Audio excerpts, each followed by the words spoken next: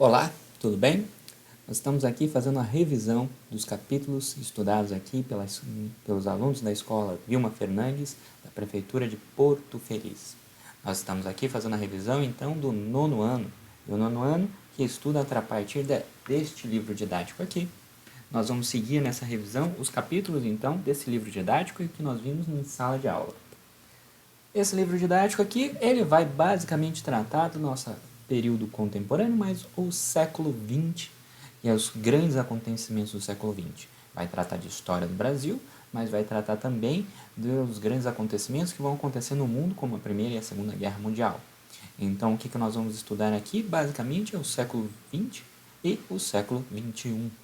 O que nós vamos estar tratando aqui, então, no nosso primeiro capítulo é justamente o finalzinho do século XIX e o início do século XX no Brasil e compreendendo, então, como as características, como vão ser os elementos que vão formar a sociedade brasileira que nós temos hoje.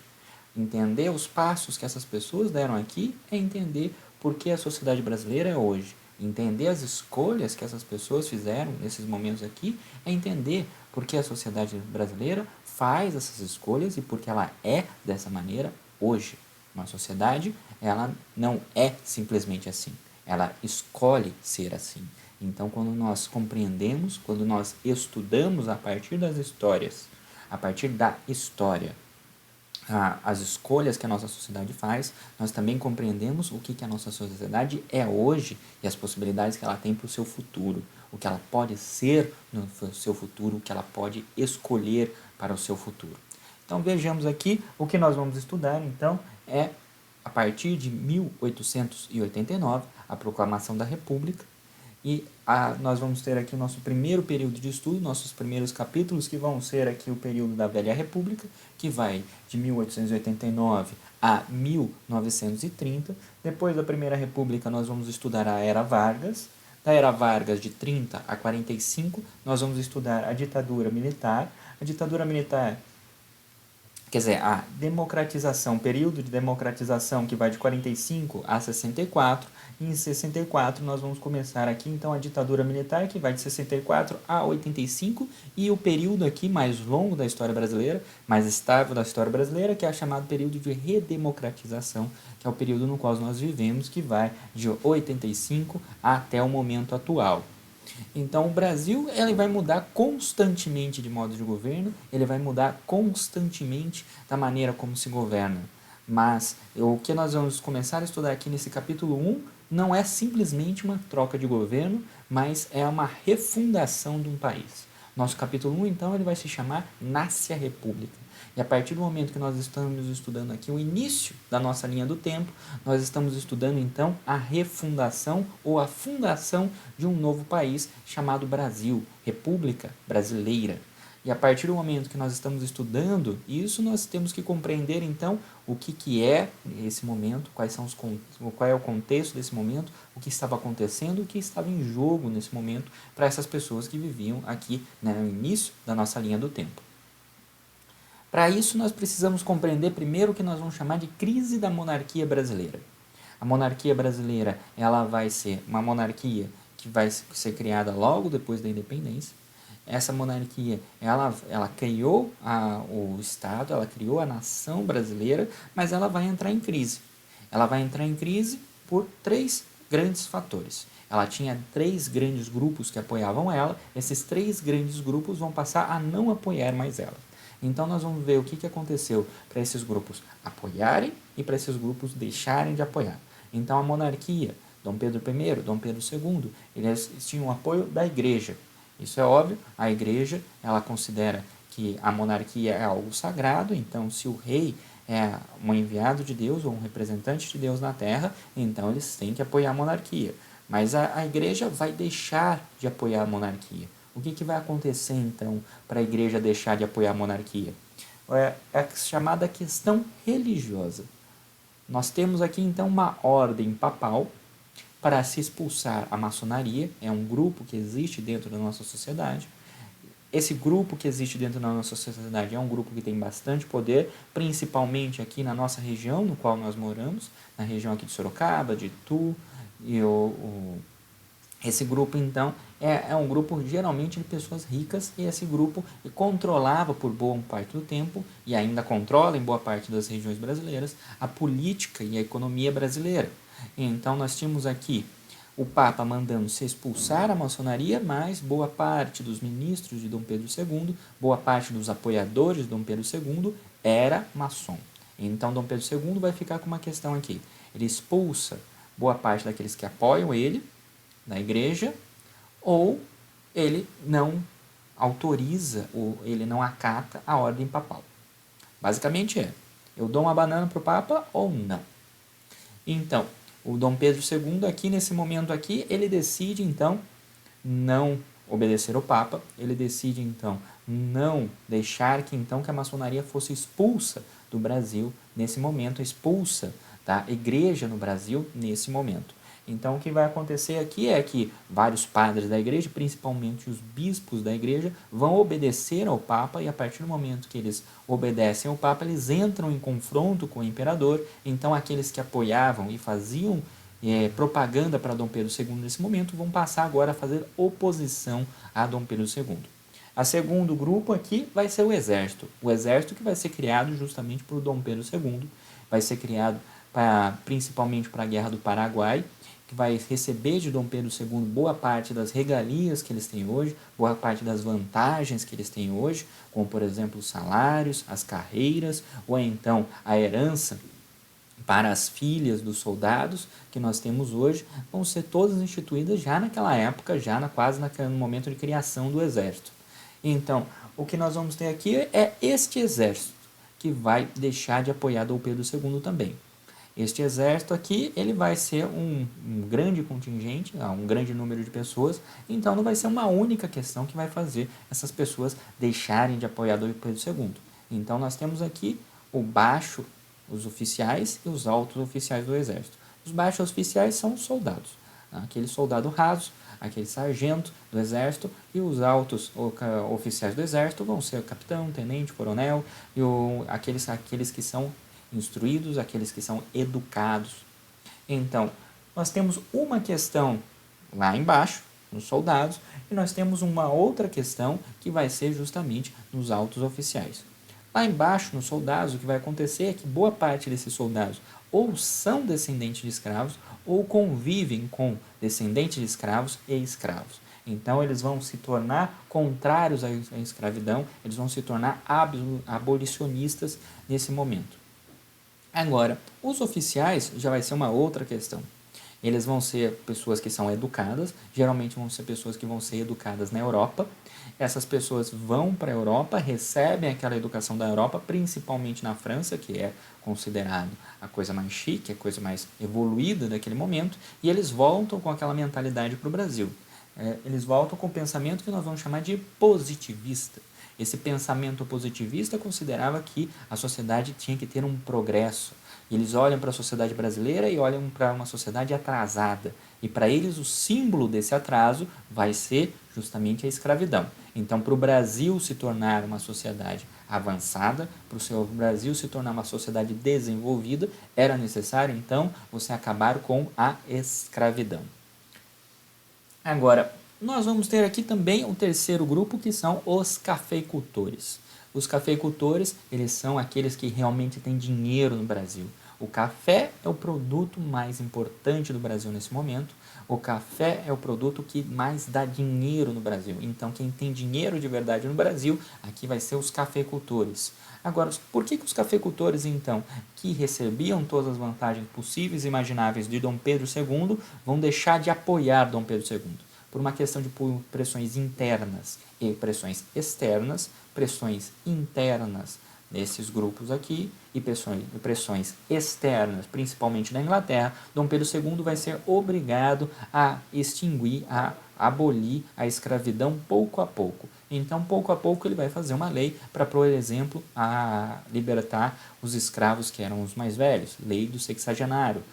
Ele vai fazer uma lei para libertar os escravos, os filhos de escravos, a lei do ventre livre. Então, você vai fazendo leis para gradativamente acabar com a escravidão, mas mesmo assim os cafeicultores, eles dependiam ainda da mão de obra escrava.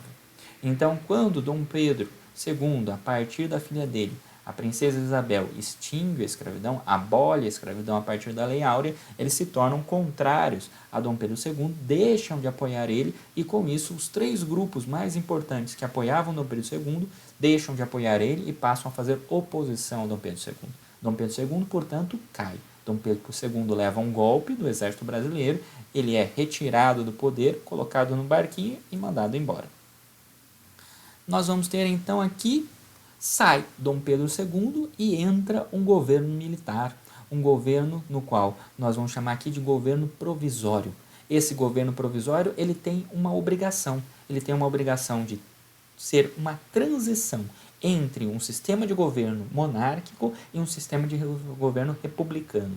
Ele tem uma obrigação, então, não só de garantir que o país não se fragmente, que o país não se desfaça, mas de fundar um novo país. Um país que essas pessoas aqui, o exército brasileiro e os ricos brasileiros, vão considerar um país que seja avançado, um país que seja desenvolvido. Mas aqui o que nós vamos fazer então é fundar um novo país. Fundar o país no qual nós vivemos hoje. Então, o que o governo provisório vai fazer? O governo provisório, então, ele vai ter que dar conta de organizar o país no momento no qual nós vamos ter todo um debate para tentar fundar nosso país, para tentar reorganizar nosso país e, a partir dessa reorganização, nós tentarmos colocar uma nova forma de governo e uma nova forma de organização social. Agora, nós tínhamos diversos projetos, e aí vai ser o problema. Esses diversos projetos vão estar concorrendo entre si. Então vamos ver os 3 projetos mais importantes aqui. Primeiro é o projeto liberal. O projeto liberal, ele trata de uma questão aqui que vai ser muito importante para esse momento aqui, que é o confronto entre a ideia de centralização e a ideia de federalização. Nós temos aqui uma possibilidade de nós termos um governo centralizado, um governo único e um governo forte, que vai estar aqui na capital, que a capital nesse momento aqui vai ser o Rio de Janeiro, e um movimento de federalização no qual o poder, na verdade, vai estar na mão dos estados e principalmente das elites dos estados. Então, você tem vantagens e desvantagens nesses dois. Para os liberais, o que eles queriam, então, é mais autonomia e mais poder para os estados, para a elite de cada estado. Então, cada governador, cada Câmara dos Deputados, cada prefeito, cada Câmara dos Vereadores ia ter mais poder e o presidente, a Câmara Federal, ela ia ter menos poder para conseguir intervir, para conseguir botar o dedo no que está acontecendo em cada um dos estados. Agora, o que os liberais queriam então é mais liberdade para os estados, eles queriam mais liberdade para a atuação dos estados, mas eles queriam mais poder para as elites locais. O problema é exatamente se as elites locais utilizam mal esse poder. Então, se um rico que tem um controle do seu estado, ele vai ali utilizar aquela estrutura do estado, ele vai conseguir aquele dinheiro do estado somente para se tornar cada vez mais rico. Esse é o risco que se corre aqui nesse momento. Agora, um governo centralizado, ele tem mais poder, ele pode ir contra as elites locais, mas ele também é um governo mais burocrático, ele é um governo mais lerdo, porque o governo centralizado tem que garantir que as pessoas estão sendo fiscalizadas e que as pessoas vão fazer aquilo que ele está mandando. Agora, nós temos o nosso segundo projeto, que vamos chamar aqui de projeto positivista, que é um projeto que defende a centralização. Esse daqui vai defender a autonomia dos estados. Esse daqui vai defender a centralização. A centralização e um governo forte. Então, um governo centralizado e um governo forte. Ele é contra a fragmentação, ele acha que no momento aqui o Brasil corre um sério risco de não se tornar um único país, mas se tornar vários países, se fragmentar em vários países, e ele é contra a federalização, ele é contra o maior poder para as elites, justamente porque ele acredita que as elites de cada estado vão utilizar o poder para os seus próprios interesses. Então, cada elite, cada conjuntinho de rico que nós temos em cada um dos estados, ele vai dominar a política, ele vai dominar os estados somente para ele enriquecer eles mesmos e enriquecer os amiguinhos deles. Essa é a crítica que os positivistas estão falando. Então, para isso não acontecer, para as elites estaduais não utilizarem o poder para eles mesmos, o que nós temos que ter é um governo forte e centralizado que fiscalizem eles. E nós temos aqui o terceiro grupo, que é o grupo jacobino. O grupo jacobino, ele vai ser aqui o nosso grupo de mais radical, podemos dizer assim, mas ele está ali tentando defender principalmente as liberdades individuais. O grupo jacobino, então, ele está defendendo a liberdade de expressão, ele está defendendo a ampliação da participação popular, ele está defendendo o fim do voto censitário, ou seja, o fim do voto com condições, ele quer aumentar a participação popular, então ele quer que todos que tenham possibilidade de votar votem, e ele está principalmente defendendo o fim da influência estrangeira. Essas pessoas aqui acreditam que o Brasil era uma colônia de Portugal, e ao se tornar independente, o Brasil não se tornou um país independente de fato, mas se tornou uma colônia da Inglaterra. E depois eles vão defender também que o Brasil sai de ser uma colônia da Inglaterra e acaba se tornando uma colônia dos Estados Unidos. Então, nós temos aqui um país que ele deveria ser independente, ele deveria ser uma potência mundial, mas que sempre está endividado e sempre está independendo de outro país, está sempre obedecendo outros países. Esses caras aqui estão defendendo o Brasil para os brasileiros, então eles querem o fim da influência estrangeira. Nós temos esses 3 projetos, guardem esses 3 projetos, porque eles vão ser necessários daqui a pouco. Então nós temos aqui o governo provisório. Esse governo provisório faz parte do período que nós vamos chamar aqui de República da Espada, os 2 primeiros presidentes brasileiros. Nós temos o Deodoro da Fonseca e o Floriano Peixoto. Esses 2 presidentes aqui, esses 2 generais, esses 2 militares, vão ser os 2 primeiros presidentes brasileiros e eles vão ser os responsáveis por esse período de transição no qual nós saímos de um governo, nós saímos de uma sociedade que está organizada em torno da monarquia e vamos para uma sociedade que está organizada em uma república. Nós saímos de um sistema de governo e vamos para outro sistema de governo. Vão ser esses 2 militares aqui que vão ser os responsáveis por essa transição. Nessa transição, então, nós temos aqui o nosso primeiro presidente, Deodoro da Fonseca. Esse primeiro presidente aqui vai pegar um Brasil que está endividado, um Brasil que está desorganizado, um Brasil que está fragilizado por uma série de questões, vai tentar então reorganizar o Brasil, mas principalmente vai tentar enfrentar uma crise econômica. Quais são as medidas então que esse governo vai tomar?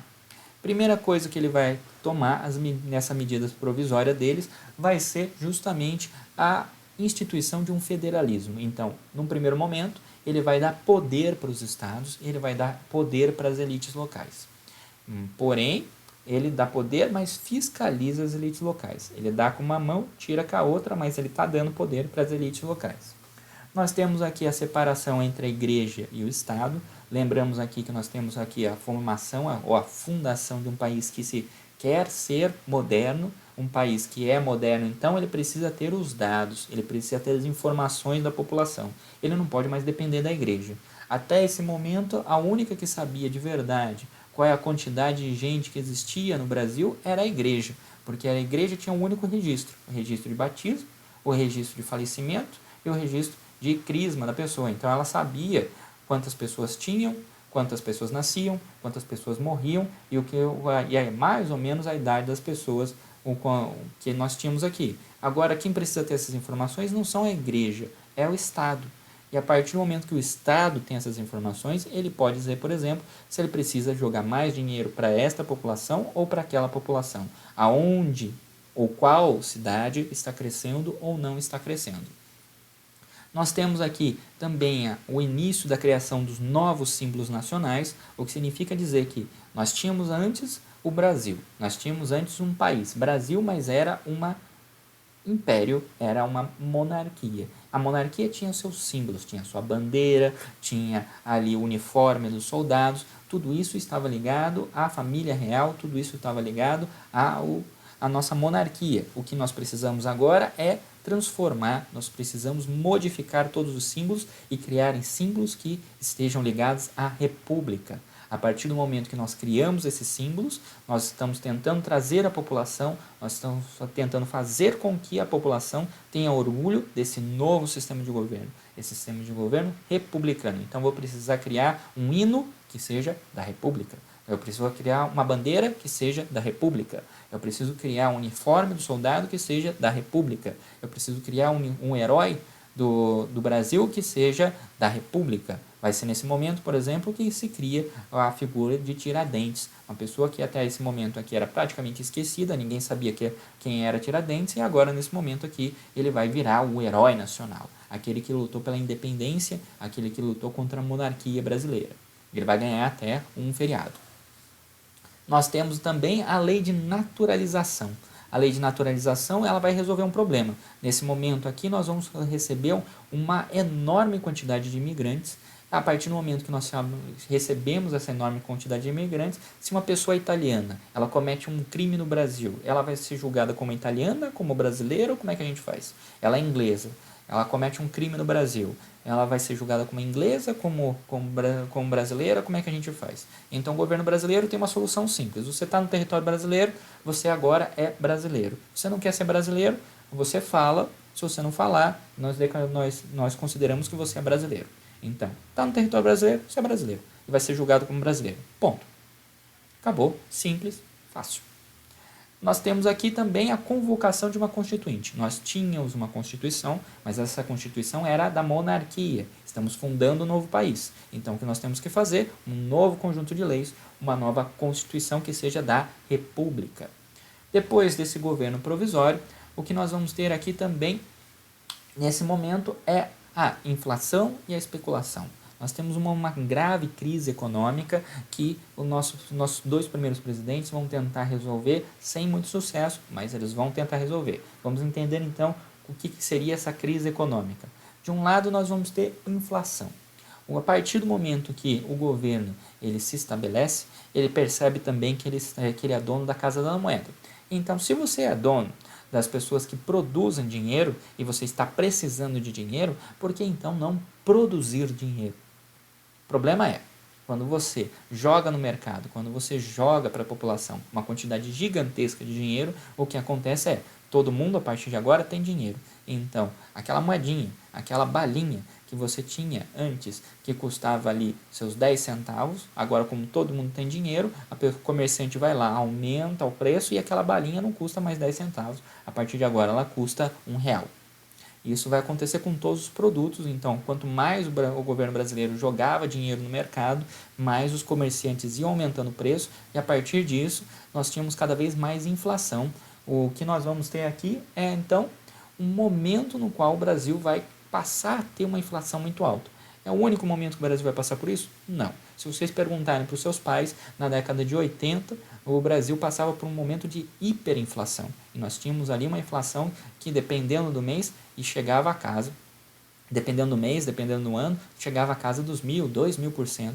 Era uma inflação no qual você entrava no supermercado era um preço, na saída do supermercado era um outro preço. Então você saía correndo, toda vez que você recebia o dinheiro, você saía correndo para o supermercado para você comprar a comida que você precisava do mês, porque você não sabia se o seu dinheiro amanhã ia dar conta de comprar aquilo que você precisava no mês inteiro. Outra coisa é, em todo momento no qual nós temos uma mudança de governo, nós temos uma mudança de sistema de governo, nós temos uma desarticulação da administração, nós temos uma desorganização da administração e a partir dessa desorganização nós temos pessoas tirando proveito disso. Então o que nós vamos ter aqui? Tanto a parte dos ricos brasileiros como os especuladores internacionais, nós vamos ter a criação de empresas fantasmas, justamente por falta de fiscalização.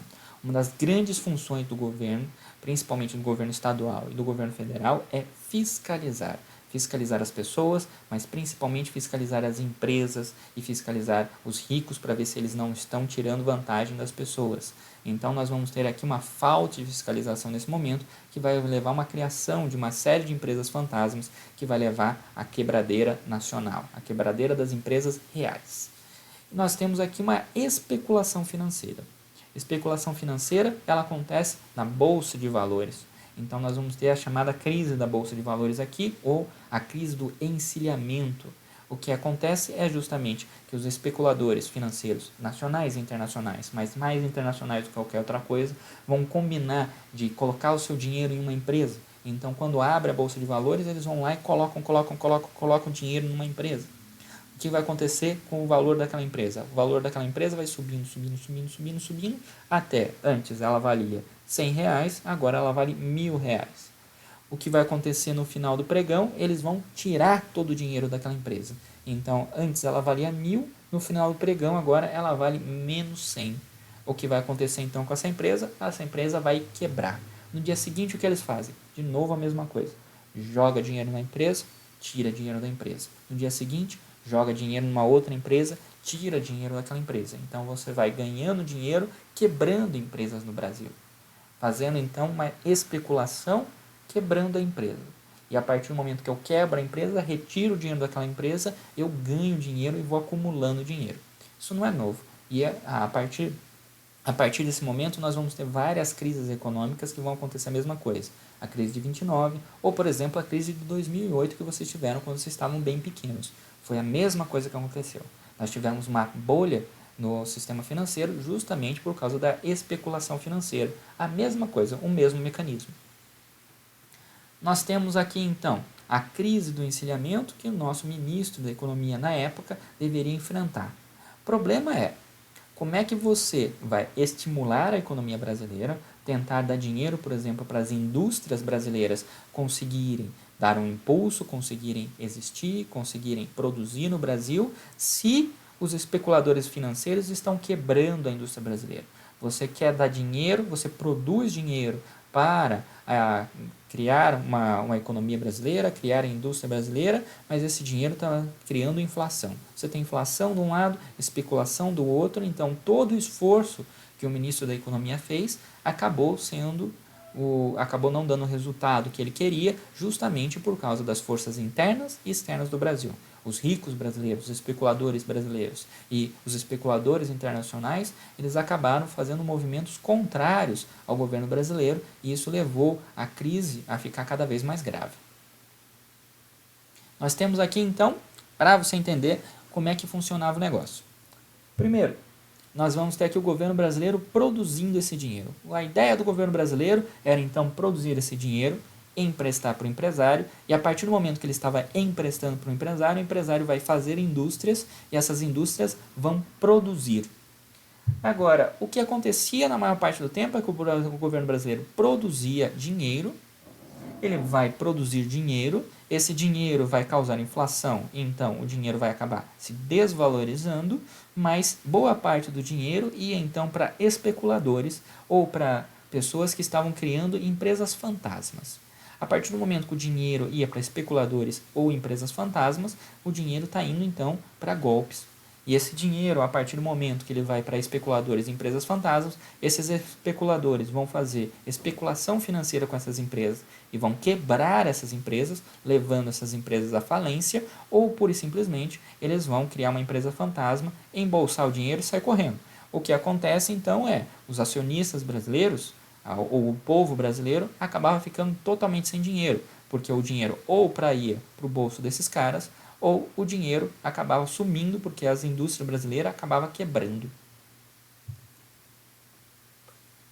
Agora, nesse mesmo momento aqui, nós vamos ter uma outra questão social, que é a questão dos movimentos afrodescendentes, os movimentos sociais afrodescendentes, e é o problema aqui do que fazer com essa população afrodescendente. O que fazer com o negro no Brasil? Acaba-se a escravidão, mas isso não soluciona o problema do negro. Acaba-se a escravidão, mas o negro agora ele vai ser expulso das fazendas. Os fazendeiros, principalmente os grandes fazendeiros, eles se recusam a pagar um salário para aquelas pessoas que eram escravos deles, então eles vão ser expulsos da fazenda e a única coisa que eles vão poder fazer é exatamente ir para as cidades.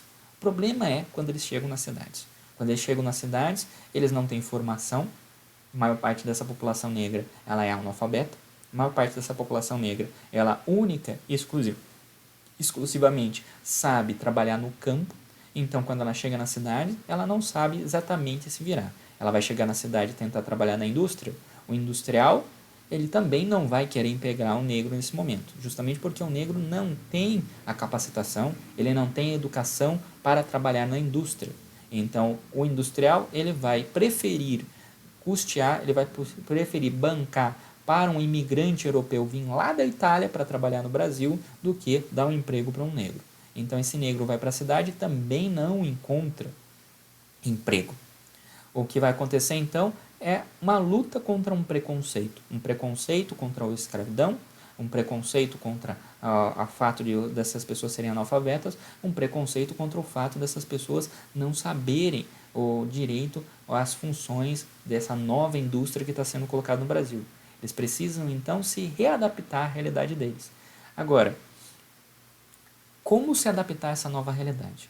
Essas pessoas, então, elas vão ser as pessoas que vão criar as favelas, essas pessoas vão ser aquelas pessoas que vão viver na rua, vão ser as populações de ruas dessas cidades, e elas vão ser vitimadas por um preconceito. Elas vão ser vítimas de um preconceito justamente porque elas não vão conseguir, elas vão ter as ferramentas para conseguir se adaptar a esse momento. Nós temos aqui formação de movimentos sociais de negros nesse momento aqui, tentando ajudar a essa situação, tentando se adaptar a essa situação, e nós vamos ter aqui nesse momento aqui a criação de uma imprensa negra, a partir de panfletos, a partir de jornais, vai tentar combater o preconceito com os negros. Mas o problema permanece. O problema permanece de uma população que não tem bem uma função ali na sociedade, está tentando se adaptar, está tentando achar o seu caminho, o seu espaço dentro daquela sociedade. Agora, nós vamos ter então um novo momento e nós vamos ter uma nova Constituição. O governo provisório, ele convoca uma Constituinte, nós vamos ter aqui a nova Constituição de 1891. A nova Constituição aqui, ela vai ter algumas características que vão ser importantes para nós entendermos o Brasil hoje. Novamente, nós estamos fundando um país. Quais são essas características? O Brasil é uma república. O Brasil é presidencialista. O Brasil é uma república presidencialista, representativa e é uma república federalista. O que significa dizer isso? Se eu falo que o Brasil é uma república, significa que o poder emana do povo, que o poder vem do povo. Agora, se o Brasil é presidencialista, significa que o chefe maior da nação é um presidente. Representativa significa que nós elegemos representantes para dizer algo por nós. Então, nós elegemos vereadores, nós elegemos deputados, nós elegemos senadores para nos representar e nós temos voz ali, lá no Senado, lá na Câmara dos Deputados, um lugar onde nós estamos fazendo as nossas leis. Nós temos 3 poderes, executivo, legislativo e judiciário, uma diferença grande para a Constituição que nós tínhamos na monarquia. A monarquia tinha 4 poderes, além desses 3 aqui nós tínhamos o poder moderador, que era o poder do monarca, do nosso imperador, que ele poderia vetar qualquer lei ou qualquer coisa que estava sendo feita pelos outros 3 poderes. Nós temos aqui o voto universal aberto, mas isso não significa dizer que é o voto para todas as pessoas. Mulher, por exemplo, não votava, pessoa que era analfabeta, por exemplo, não votava. Quem votava eram geralmente homens com mais de 21 anos e com uma certa renda. Nós temos aqui a separação entre igreja e Estado. Novamente, se propõe uma sociedade que é moderna, uma sociedade que é avançada. Uma sociedade que é moderna e avançada tem que ter o Estado laico, ou seja, tem que ter um Estado que tenha tolerância religiosa, no qual a política seja feita para todas as pessoas e não para um grupo de pessoas na sociedade. Nós temos aqui a criação do registro civil, casamento civil, o RG, por exemplo, o que nós temos hoje, ele vai sair dessas ideias que nós temos sendo colocadas aqui. Você tira, por exemplo, o registro de nascimento, nós tínhamos a certidão de nascimento, a certidão de casamento, o RG, o CPF, tudo isso vai ser criado a partir desse momento aqui, para o Estado brasileiro saber que você existe e saber qual é a sua família, quais são as características da sua família e saber o que você precisa. Educação, saúde, saneamento básico, segurança, tudo isso vem dessas informações que vão sair do registro civil. E nós temos aqui uma tentativa de política industrializante, a partir da emissão de dinheiro, mas a partir também do protecionismo, de criar barreiras para os produtos estrangeiros para tentar dar chance para os produtos brasileiros. Nós vimos aqui, a partir da crise do encilhamento, que isso não vai dar muito certo, mas o governo brasileiro aqui está tentando. Agora, a partir do momento que a Constituição é formada, nós entramos aqui no governo constitucional. O governo constitucional é o nosso segundo presidente, o governo do Floriano Peixoto. E o governo constitucional vai acontecer uma novidade. Uma novidade que nunca aconteceu na história do Brasil, que é o presidente entrar em confronto com o Congresso Nacional. Isso nunca aconteceu. Não está acontecendo. De maneira nenhuma. Bom, o presidente entra em confronto com o Congresso Nacional e a partir desse confronto entre o presidente e o Congresso Nacional, que naquela época ele representava ainda mais a elite brasileira, representava ainda mais os ricos brasileiros, o que significa dizer então que o presidente está entrando em confronto direto com os ricos e milionários brasileiros. Nós temos aqui, então, para complicar a vida do presidente, uma revolta armada. As pessoas ali no sul do Brasil geralmente não concordam com o governo federal e o sul brasileiro tem uma certa mania de se revoltar. Então nós vamos ter mais uma revolta e mais uma tentativa de independência do sul brasileiro. Vamos lembrar de uma das tentativas foi, por exemplo, a Revolução Farroupilha. Mas aqui nós vamos ter a Revolução Federalista, no qual Santa Catarina e Paraná vão tentar se tornar independente do Brasil. De novo. Agora, nós vamos ter aqui um movimento progressivo no qual o presidente ele vai ter mais diversas crises, ele ainda está enfrentando uma crise econômica, mas a partir disso o presidente vai ter uma crise atrás da outra e a partir dessas crises, desses processos de crises, nós vamos chegar aqui numa crise política. Nessa crise política, o presidente decide não convocar as eleições, uma boa ideia, e a partir do momento que ele não convoca as eleições, os próprios militares que apoiavam ele passam a contestar ele, ou nós temos uma revolta armada, tanto no exército como na marinha, e a partir do momento que nós temos esse quadro todo, o que vai acontecer é que a partir dessas sucessivas crises nós temos aí a renúncia do presidente, e a partir da renúncia do presidente nós temos o fim do que nós chamamos então o período da República da Espada, e nós entramos no período que nós chamamos da República Oligárquica ou da República Velha Brasileira. A República, na primeira República Civil Brasileira, no qual os presidentes não vão ser mais militares, mas vão ser civis. Esse vai entrar aqui no nosso segundo capítulo.